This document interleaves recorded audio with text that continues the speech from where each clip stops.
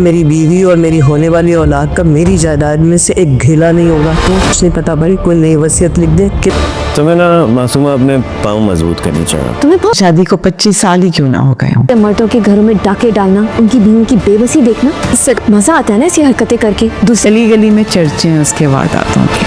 تو میرے ہی سامنے اپنے اشاروں پر نچاتی ہے. ایک مرد کو حواس باختہ کرنا اس کے دائیں ہاتھ کا کھیل ہے. معصومہ کی ماں کو یہ ڈر لگ رہا ہے کہ کہیں ایسا نہ ہو کہ توقیر صاحب معصومہ اور اپنے بچے کو اپنی جائیداد سے بالکل ہی بے دخل کر دیں. اسی لیے وہ معصومہ کو بار بار سمجھاتی ہوئی نظر آ رہی ہیں کہ جیسے بھی ہو انہیں اپنے شوہر کو ہاتھ میں لینا چاہیے. لیکن معصومہ کسی اور ہی ہوا میں اڑ رہی ہے. زہیب معصومہ کو سمجھاتے ہوئے نظر آ رہا ہے کہ جیسے وہ اس کا خیر خواہ ہو, لیکن معصومہ نہیں سمجھ رہی ہے کہ جو کچھ اس نے توقیر کے ساتھ کیا ہے اب وہی قسمت اس کے ساتھ دہرا رہی ہے زہیب کی شکل میں. زہیب اس کو اپنی باتوں میں لے رہا ہے کیونکہ وہ سمجھ چکا ہے کہ اس وقت معصومہ کو کسی نہ کسی سہارے کی ضرورت ہے. لیکن زہیب کی بیوی کو یہ چیز سمجھ نہیں آ رہی ہے اور وہ بہت زیادہ انسیکیور ہو رہی ہے زہیب اور معصومہ کو لے کے. معصومہ کی خوبصورتی سے وہ کافی زیادہ ڈر رہی ہے اور وہ یہی سوچ رہی ہے کہ جس طریقے سے مسز ریحام سے معصومہ نے توقیر کو چھین لیا, کہیں اس کے ساتھ بھی یہی سب نہ ہو اور وہ بے خبری میں ماری جائے.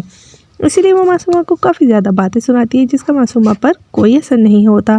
ادھر مسز ریحام بھی یہ کہتی ہوئی نظر آتی ہیں کہ معصومہ کا کریکٹر ذرا بھی ٹھیک نہیں ہے اور وہ کسی بھی مرد کو اپنے اشاروں پر نچا سکتی ہے.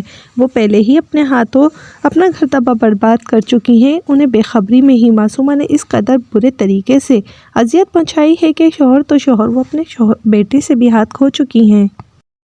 معصومہ سے ہر ایک پریشان ہے کیونکہ معصومہ نے سبھی کی زندگیاں اجاڑ دی ہیں. اب دیکھنا یہ ہے کہ قسمت معصومہ کے ساتھ یہ سب کچھ کب دہراتی ہے اور معصومہ کو کس طریقے سے تباہ و برباد کرتی ہے, کیونکہ معصومہ کی ہوس اور لالچ سے ہی آج موسیٰ اس دنیا سے جا چکا ہے اور مسز ریحام اس بات کو بھولنے کے لیے تیار نہیں ہے.